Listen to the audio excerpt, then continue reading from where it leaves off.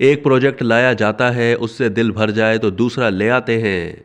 ये छोटे बड़े प्रोजेक्ट हर चंद साल के बाद लाकर मुल्क की सियासत को कहां ला खड़ा किया गया। ये प्रोजेक्ट बनाने की इंडस्ट्री बंद ना हुई तो क्या होगा। मजहर अब्बास का कॉलम।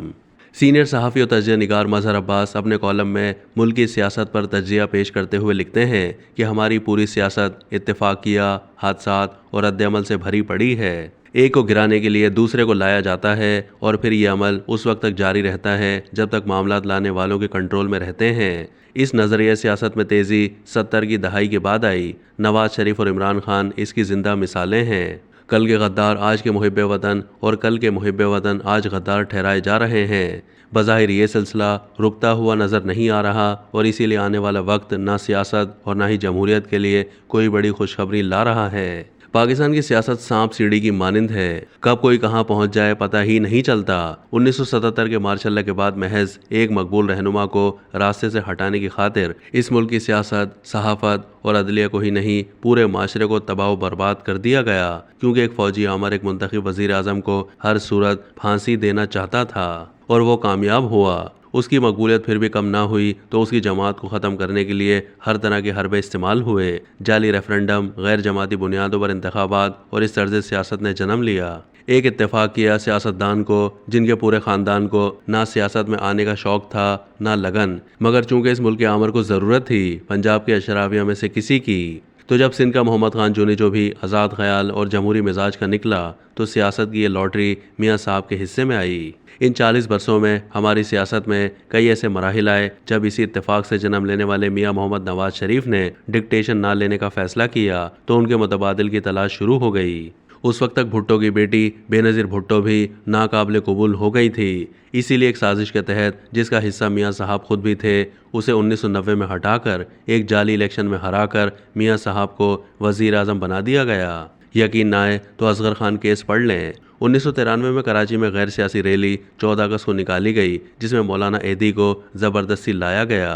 इसमें कई समाजी रहनुमा, हॉकी और क्रिकेट के खिलाड़ियों समेत इमरान खान भी शामिल थे। फिर जनरल हमीद गुल ने इमरान खान और एदी को मिलाकर जमात बनाने की कोशिश की।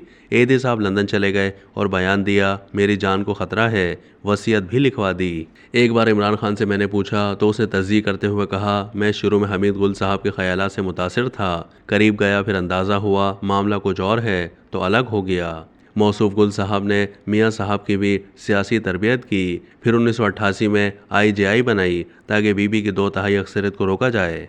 लिहाजा हमारी सियासत में एक प्रोजेक्ट लाया जाता, उससे दिल भर जाता है तो दूसरा ले आते हैं। जब तक ये प्रोजेक्ट बनाने की इंडस्ट्री बंद नहीं होती इस मुल्क की दुरुस्त सिम का तयन नहीं हो पाएगा। रह गई बात सहाफ़त की, वो पहले भी बहुत मयारी नहीं थी मगर कुछ ज़ाब्ते ज़रूर थे। अब तो सहाफ़ी और सहाफ़त दोनों ही बराए फ़रोख्त हैं। मियाँ साहब 3 बार वज़ीर आज़म बने मगर हर बार उनकी इनिंग नामुकम्मल रही। सबसे अच्छा मौका उनके पास 1997 और 2013 में था जब 2/3 अक्सरियत मिली। 1997 में तो वो संभाल ना पाए और गैर ज़रूरी तनाज़ात का शिकार हो गए। जनरल जहांगीर करामत को हटाना या इस्तीफ़ा, जनरल मुशर्रफ को लाना, सदर फारूक लगारी की जगह रफ़ीक तारड़ का आना और फिर सुप्रीम कोर्ट और चीफ जस्टिस सज्जाद अली शाह से मामलात बिगड़ना। रही सही कसर उन्होंने आइन में तरामीम लाकर कर दी और अमीरुल मोमिनीन बनने का ख्वाब देखने लगे।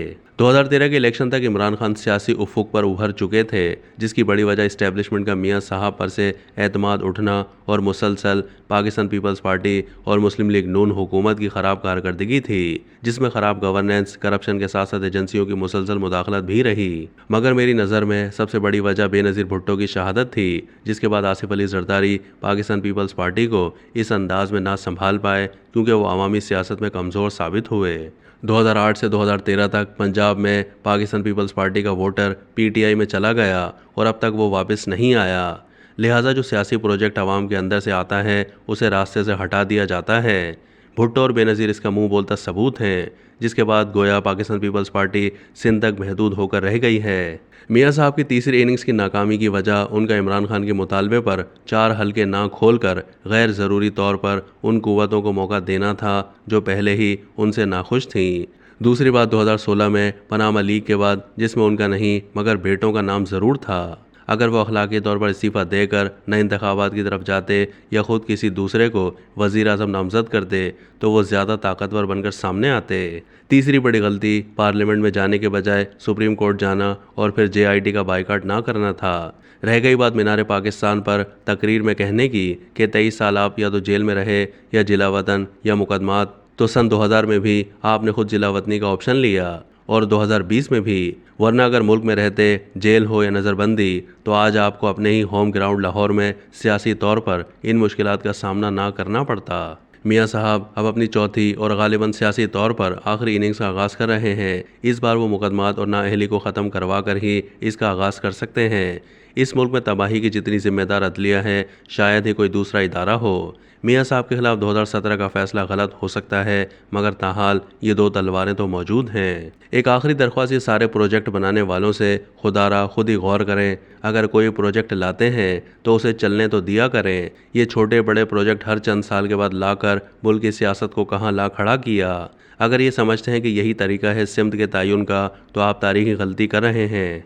गलती को सुधारने का दुरुस्त तरीका यही है कि जमहूरी निज़ाम को आगे बढ़ने दें, सब अपने अपने हिस्से का काम करें। इस सांप सीढ़ी के खेल को ख़त्म करें, वरना ना मईशत आगे जाएगी ना सियासत। ऐसे में रियासत होगी भी तो कैसी। अब तक के लिए इतना ही। मज़ीद मालूमात के लिए डेली जंग के YouTube चैनल को सब्सक्राइब कीजिए।